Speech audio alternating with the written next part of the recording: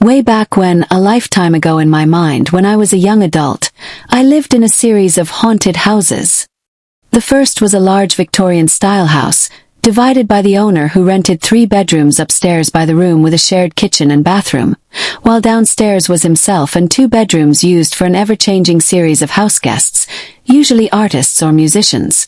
I was staying downstairs while finishing up my senior year of high school and learning the responsibilities of adulthood. I was frequently told of a mysterious little girl seen disappearing into a hallway closet by the upstairs tenants, who would inquire if I knew whose child it was. Once someone was told that there were no children in residence, or that the only child in the home was the owner's 5-year-old boy who would visit occasionally but typically lived on the East Coast with his mother. The girl would no longer be seen. Because rooms were rented month by people who seldom stayed more than a few months at a time, I know of at least 8 different people who all independently reported seeing the same unknown little girl playing alone upstairs and disappearing soon after being noticed. I never saw a thing, but the owner was concerned by the number of people who had what they described as intense feelings or the odd and uneasy feelings of being watched. He had the home cleansed by several different shamans and religious types in an effort to create a safer and more welcoming space. After that, his tenants started staying longer, lasting years rather than weeks. In college, I was made aware of the usual local legends of haunted dorms and spooky houses just off campus.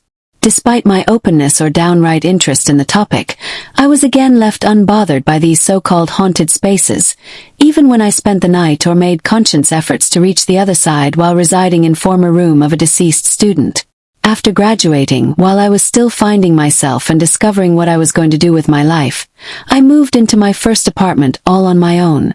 The building was a former hospital turned first into a retirement community, then recently opened up to the public. I was the first and only tenant under 65 on my hallway and floor. Many of the other residents would share stories of seeing figures walk through walls or hearing strange sounds, but again I was left alone by the other side. Then I moved into a newer studio apartment after trying a series of shared living arrangements. This space was very small, but perfect for me as a young go-getter who spent more time working and out adventuring with friends than at home. I had space for a bed that doubled as seating. The stove only had 2 burners, and the oven could only hold a small-sized pizza. Even that would have to be angled to fit sometimes. The bathroom was so tiny many friends remarked about how difficult it was to use the toilet without putting their feet in the tub.